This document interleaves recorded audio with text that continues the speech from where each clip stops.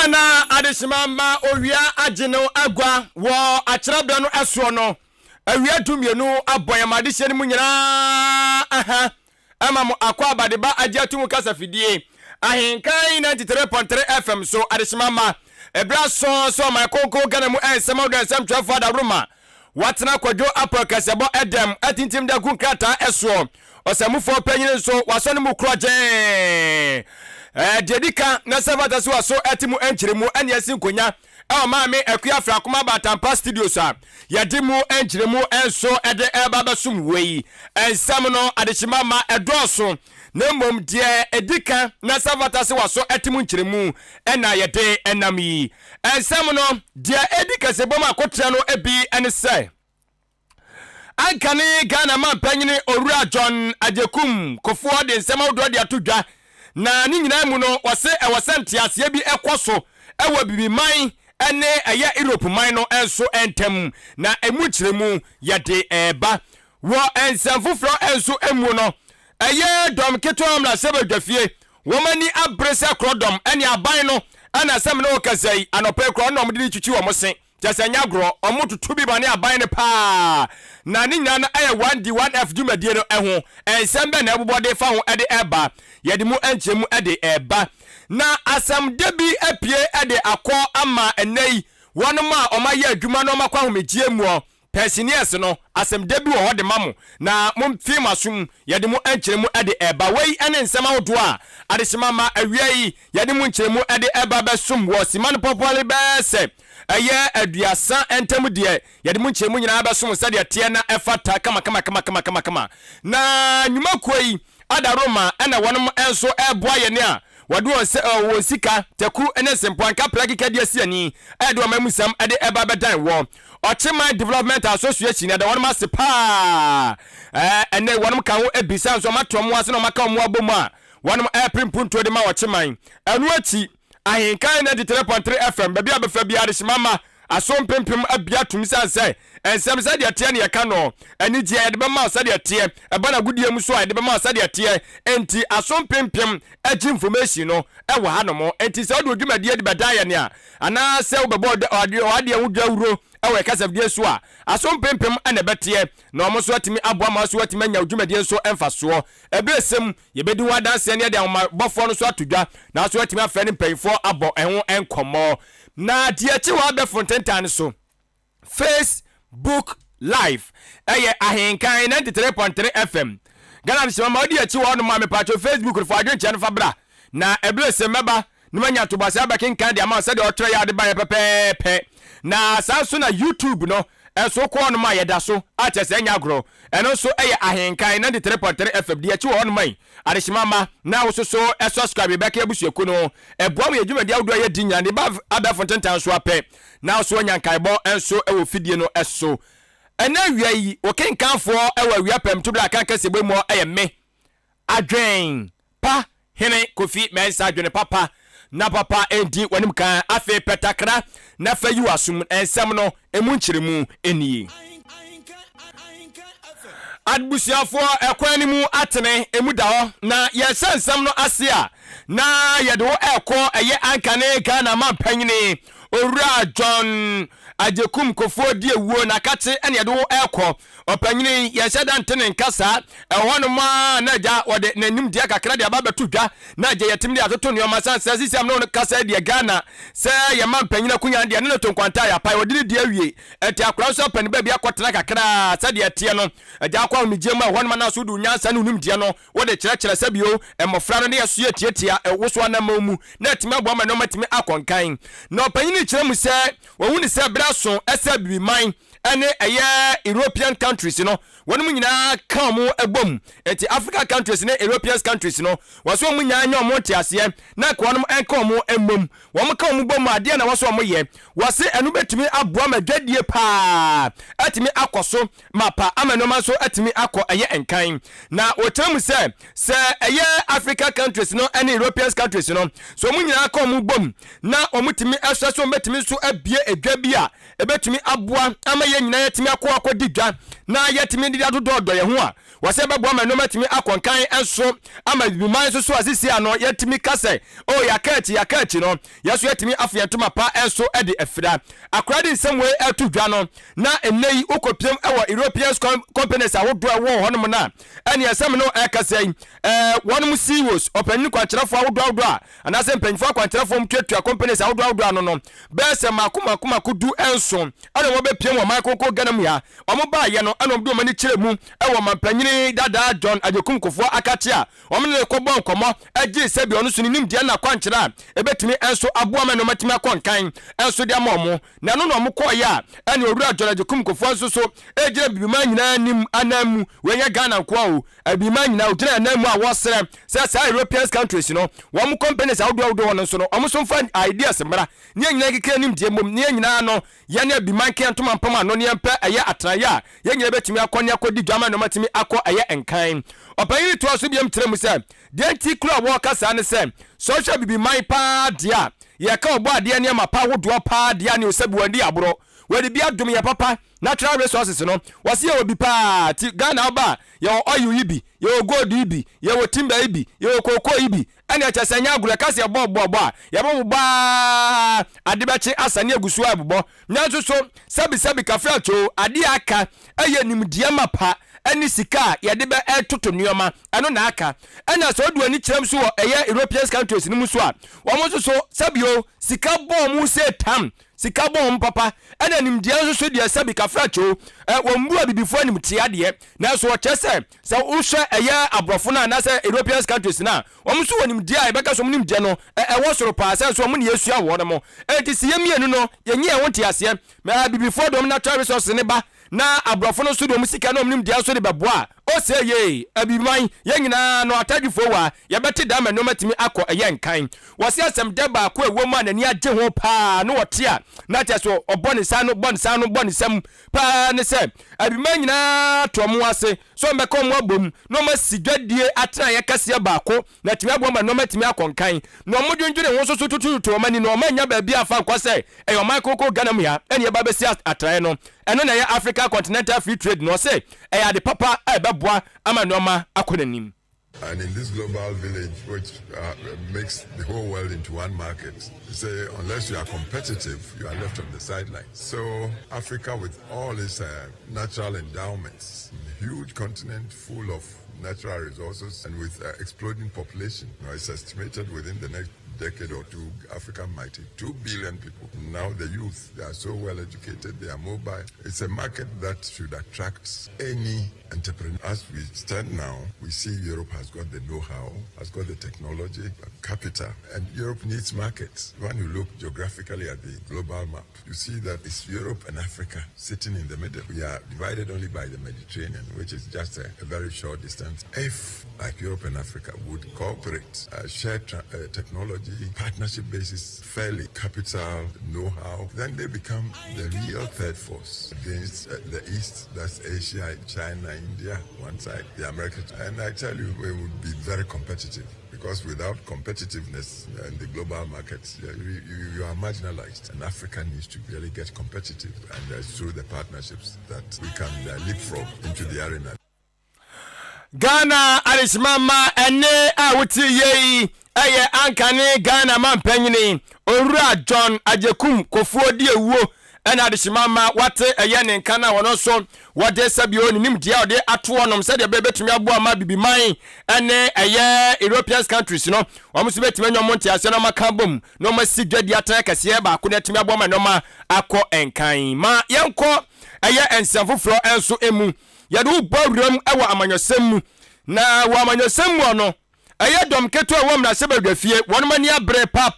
te se krodom ani aban no omde na suo no ma mo huru nei omo huru no ne nyina ne se omo se omde mani adi aban ne hye bi ode ba ye achi ani policy ni ba ko eye one district one factory no omo che se aban di ba ye no omo se ya de papa betumi abua saban ewotimi papa na so wotimi fan sasabio wonfa medada Ghana fo na wonfa ne nsambobọ Ghana fo sikam na wonfa sa kwanya weso emfa mahu amma na funya kese nko ade a eno amufu aso se one day so to wonfa to dia ya de papa san se industrialization ya de ba ko a Ghana ye nyina so animu na so dom keto ne che se abayi ba ye ni fie nsumwa na chesu wawura yi na so Saudi wani achinchini Ghana anu nyina wuntimi nka se one district one factory na tae ba kwa ya kwakosi ewe bia santimantamu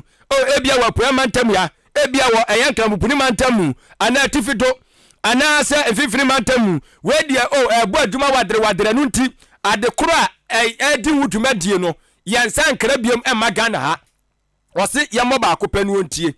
ai yemo ba akopɛ dom kejo jase wunya ba akompo no aka esan se one district one factories no yesi ya bie agugugugu onum bebre na so ya bie yi still na ya da so kra nioma esa de bɔ man koku ganem ya anioma ye kra yi eno so factories bi na ya bie entom so modune ho a wonom nte ase na omo te ase so omo nwene ho etoma hu se one district one factories no sub peduasa anfanfa so die bia amra Ghana fo na nkaye ade ya papa na so abana ntimi adoto ne noma ye amra ntimi nyina na mo so na sansem wanyira ne dom ketua no ade se eye opanyi ono ana ye mra sebedwane de ma de hwo mo eye enlamele abato besua so wonu kroya so esa ranking member ewo eye committee omo ana hwe adwadie ani fidijuma ani akwansera dwumadie ne ntoto ye eso metere eye committee on trade industry and tourism committee omo parliament wo anu yo nimanyafo Emmanuel ama Kofi Bua ana ono ana omo de nsem nyina se na no se wone nsamtwerefo ni nkomo no on kan chan nsamtwerefo so yeso yete am ya ma ya no na se de da omunim ye no yeso ye mmomma Ghana fo nyina ante se one district one factories no amwa Ghana kwan biara eso. The fourth objective of government's high policy of 1D1M was to enhance the production of local substitutes for imported goods, thereby conserving scarce foreign exchange. Surprisingly, imports of local substitutes such as rice and sugar have continued to skyrocket since 2017, with the forecast showing that the same trend will continue in 2023 and beyond. As you know, it was the vision of His Excellency John Mahama and the NDC to change this trend. This is why President Mahama constructed a commended sugar factory, saves some foreign exchange, and also contribute really strengthen our city. 7 years in power, what has happened to President Mahama's commended sugar factory? We are aware that the foreign companies now taking over and refurbishing it, but it's too late. Adeshimama ene a wuti yeyi ono ena yemra sebedwane ojem de made shomo elembele abato mpesua so na wonu kura akwamra sebedwa fie so a aya bedwa kwa ya pa wonim so mo hwe dwade ye fidijuma ane akwansera dwumade ne toto ya eso no wono ena san so yem rank member ewo mu o eno ayo onimanyamfo Emmanuel ama Kofi Bua ana Adeshimama matene kan ne ni abre pa sema wo kan so de emuda ho yesi one district one factory ya bie bebre de ya mabro de ya manchi de ma ya gare bobo de me ma ya nwanwa empaboa de nyina ya bie nanso sa no ma we nyina so yesi kraba na nti one district one factory no sabi mpradua so so fa so ne den mon ka bi nkire me so fa so ne de hin still na no what is one factory no crofo da so omunya adwuma nye na agenda ye 2 si e be jai importation ni free one ma se ye benya adwuma ye sa so vie we mpese me ame ye ko factory bia na ehu Ghana for do mu wo mu ye adwuma aya mo mfa sa analysis ne mra MPP for next time bia mo be gira platform so mo campaign mo de mo nioma ma ya mo de babu won konta no ase amubu nyumafo mo mafo madwuma nya mubu won konta aya munchirem se company we ene ya fa adwuma se wom ya fa adwuma efo sei emu se ye Ghana fo munchechem sa ne nyina ente ase mo ba na mabeke ya fa nipa 1 billion 1 million munchirem ena indirect na 1 direct ma me ote akura so obeda direct ni indirect obeda hunu ha Adeshimama ma yenko yanim na asana no ma yena ya na boafo ase Ochiman Development Association yene woma siemu na wonoma boa papa akika won ehu abobom omahu sampa wiase tikro we enko agina na bakofo so numa dura egu enu nti ye nyina no yake ehu bom a yensabe timi aso nyakopo ani kata sese bakofo de ntimi da na otremu se we na omo ye no ekoye omate no omo ni suade hunu nie ane se enkrotu awudu wo chimam ya no nyina no won be hwe no ma pefuto bi di ato ekoba se o yete se o abuabufo mu hia jana yo ni yakom ni yakoyi kakran de akoso masene o abuabu madika akaba kwa ma wo mo oda yase ba bi ade wan amofre ono mu se mbom ono mu bronu bi so Jamaica ayase o mu hia bi a ensuo ni akofuto ni yakoyi kakran de akoso masene saa ane ye pese ye totoye anu ntino me pa cho dwumadie ye nyina ya dia so ye ohoho ane watu bata betena ochemamu ana wotu ochemamu uye kromani ye nyina ya ke ho abom se babie ya besue no ehofo ana se babie ya besue ne timi tumpon wane yeso betimi enso akoye ni mu abrabomu anu tie 10 Ghana series o de ba ahenkan 93.3 FM fidiom ya o de ba pe u betua registration no utua wi a me pa cho ka na che no se bosumi bia no betua 10 Ghana series eno ne ye de bofoto ndi ato no no na timi enso aboa me pa cho wo hwe mo Facebook live YouTube live afresu temu ahenkanfmonline.com bia na wo de sebi wakodi akwantum na so ko do se dwuma do husem e ma ne haw frɛ 0594 467 029 0594 467 029 penfo ayakrado wanum ebeje so na afresu so no che bia wo no bia no watimi so de agu anim na so watimi aboa ma no matimi akọ eye enkan ahenkan 93.3 FM ne kasabde tetretare shimama eni echese baby abefa bia ajibe bia enu ntia de shimama so pempem na apie bi ede atomo aso pempem na tie dwumadi awodo ekoso kasabde so na wotwene mu na wotwene wie ye timi pa chon se uye gadinia adekora woton no bomode fa beda Ahenkan 3.3 FM ne fa to frama mfama na yenya hu dede emfama wade shimama na ebetimi so aboa amane wanya eye customers bebre ama so ma beto no ma na ede amawo enu achimpa cho di dwumadie biara dwumadie no eye nhyiamudie dwumadie sai nhyiamudie dwumadie no ye dom na yo wanya dom animguase be kan ebi ni ayiyo uye yiye na dom ama animguase na aba edeka enso bebre bushia enu ati uye afa hye me pa cho onana Diana wo bono enkofobia kodi di chechechire kromfobia kodi di chechechire oso mu nyina ate fa beda Ahenkan 3.3 FM na sanso ene bia obie company bi pad mayefo fa dan ye ne na ye fa nto framam emfa emaw wa bie school opad suafo e ya Ahenkan 3.3 FM ana wo se wo de eba me pa cho menwene ho se Ahenkan se de wo kasa so pimpim tie die ene ye ebia mo package de be kosoro da bi oba yede ye ne se ye beboa ma odwada wudi no ebetimi akoso na odwumadi na wo ye no ebe ye kra behwe dimpa eye te hunya enu nti bra Ahenkan 3.3 FM na ne pa information konya na yentimi enso emwa 0244 29 0093 0244 29 0093 friend pa info sisi a na ne wonom enso emmo enkomo na mayanku yanim sa ya to ensam no aso na ne sa nyakopa da roma wa ya adwuma asom Ghana amamda mu no o kire se sa osum omanyi ewa adwuma mu na wunya fihia no poli aduosia osusu se wa hoɔden no aba fam enu nti enya sabi unum de na wo fam o da bi wa hoɔden na aba fam sa sabi o empanyfo de nim de na ta wo saa na mmom no se koba se wa hoɔden aba fam fie de osia ti asiko fie kwagye wa homia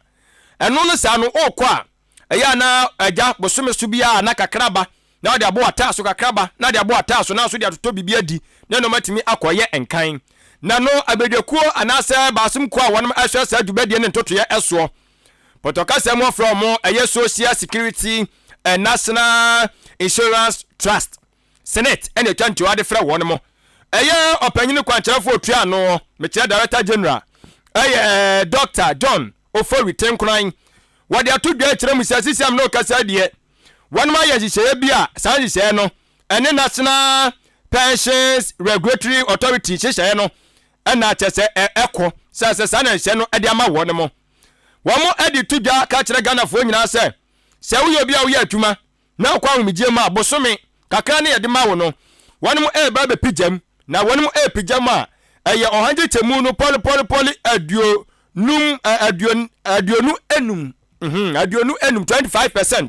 ana wonum ede eka ho ede ama wo na ɔkyerɛm sɛ saa nhyehyɛeɛ no nyinaa no ɛyɛ afi nhyehyɛeɛ afi mpino ne aduonu mmiɛnsa 2023 no nhyehyɛeɛ ɛti bepaakyɛw sisia no ɛyɛ monthly pension payment no yɛpigya mu ɔagye kyɛ mu aduonu enum 25%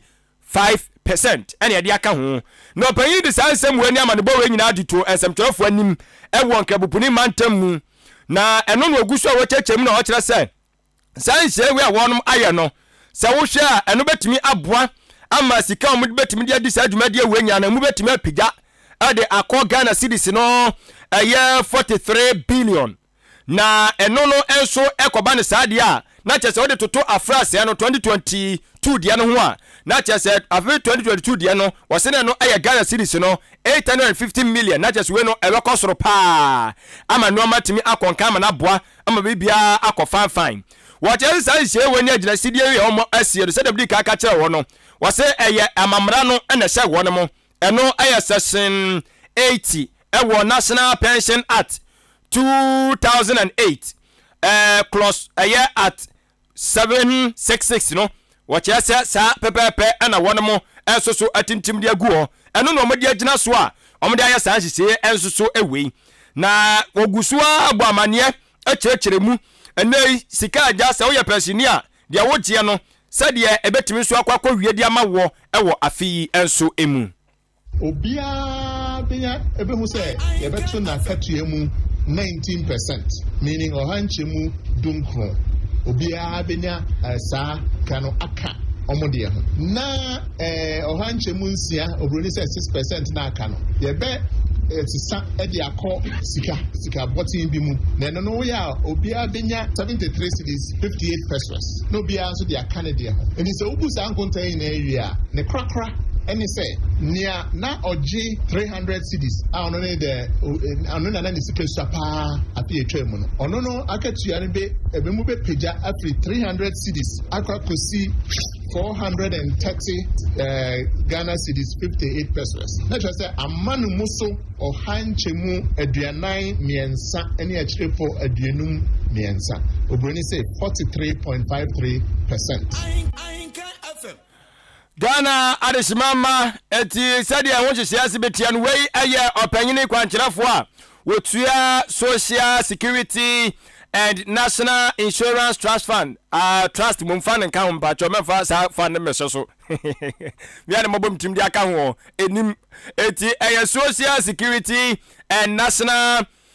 Insurance Trust Senate mepacho ɛno yɛ Dr. John Ofori Tenkran ɛna wote ne nka no na ɔtoa so biam kyerɛ mu sɛ nani agye paa sɛ ɛnɛyi ɛyɛ senetefo atimi atu saa na mɔwei saa brɛ yi a nneɔma ma yɛ den a obi atiam aban no ankasa ɔfɛ ne sɛ saa na so hwɛ ma ɔpa kyɛw saa bu nkotodwe yisi ayɛ mɛfofoɔ na ɔsɔre a wɔda wɔ mo ɔde ne nsɛfo mu tiri wa no kora so munya mfi no na so ne nyinaa mu no sɛ ɔmatimi atu na mɔbi ate sɛ sɛ ya na kyɛ sɛ ɔmo sɛ abasobɔdeɛ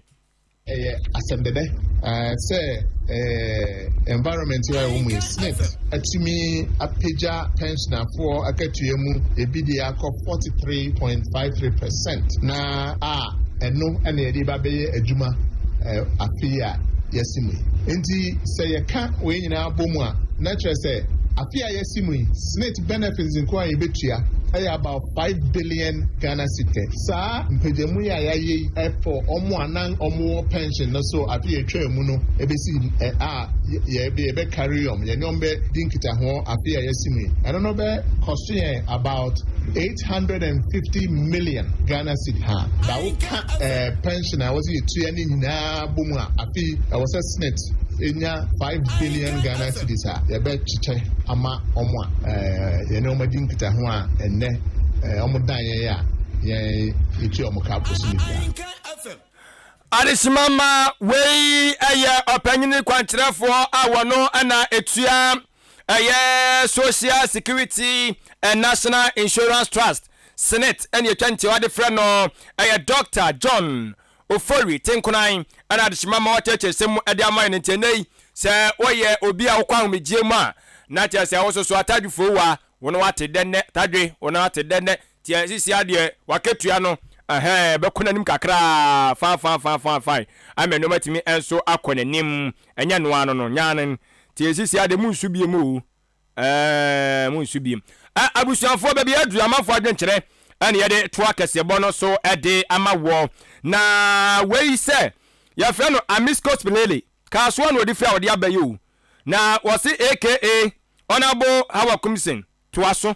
na wose kasebo ne de dedam fantastic what say enchiakasia so ene happy birthday sonko nwanwa so ebi ensida ene wa chekere woto de amane eye officer Joseph Owusu aka lawyer wose oye fire officer ewo eye kasoa enti nei wose na ye wawoda enti Amisco se wochia pa Amisco na ochia we ya woma eye happy birthday sonko kura yi na Enoch Tate Kwame GH wono adifra sama kase ton no de abayi na otrem se MPP for sabio omuni bibiara omde bebo omanyi Ghana for ose mamuntie de MPP for keka no se kombetimi wo bi papa bi a ombetimi de abo oman yakona nima oh na kanya yi emfie nsu mu na ka de Ghana ase omunsai ade no omuntimi anya hwe ma yi wose do omunima ne kata hyehye dwurumdie kankan ne proye ene afeso bosia bo ena omunimu ene economy no so yama ne tetem prosai eno pe 2024 wose nya ade se Ghana for beto abama MPP ebiem yate owie no achia owura Owin Kwame Frimpong aka Darling Boy asaman kase yate Anas Fufuo eno ade abayo wose IGP wake up IGP wake up eno obosa anyem no ma no ha what say shooting and killing no ya doso aso ayo beti yesi yakum obi atoya bo obi tuo wose da bi ya too much owi osi Benito to aso de anje say ya you atwoma nwa beja no ai yate owi ye no Kobi adutum e de aba wose ya nyere ehwere mbo adwumaden saa wo hwe life e wotema ye da se Kobi Kofi Nyako so de no de abai blueprint yate ana oso de free abai no eye esikando ketan watchera say debt exchange no ade bi anu betumi aboa o te o se Ghana ye nyina ye hwe na ye de ehu ehyem ne aboa ema no matimi ekon kasa se no ade ba ko betumi aboa ma aban so agana ne so ade ru na timi de abam to wie no salute doctor eye akoto afiri ye so ewo hanum kama akoto afiri ye water anase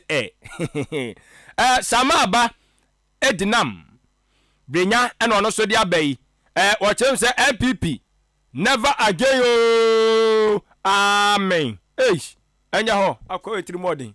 yate etiabusuafo amafo adwenkyere omde fa Facebook live de ba ye no na ye de enso asumwe mamenye we mame enfa birthday kese yi enso enko enfama madam Fupa ewo secondary school mu minyako brebo ofrewo Boatin Japan Derek Haifa ene efrewo na owo CCA University for Development Studies Temale chama na baby akọ wie dia se anya de kituo Medical Laboratory Science Student Association one more academic committee secretary opa we waya de what no anya agro wadi school prefect e was secondary school and CCA so was akoye secretary asa wadi dim saa na okono no okay nyakopon hira no tenanim enkyira oboaten na enoma ntimi enkon kan so enfama wabusuafo kwatentere bia wie wa abobo ano ha ene bebe ma kwan ama yede awiapem to bra kan Kasiebo a 712 ada Roma o ma yensa kan ne munkyiremu no yede enso ebesie aboafo ama Safoa Atwe aka the Interesting Lady nidino maka chiro mama bese sana nche afi Kwame Asante ada Roma Facebook live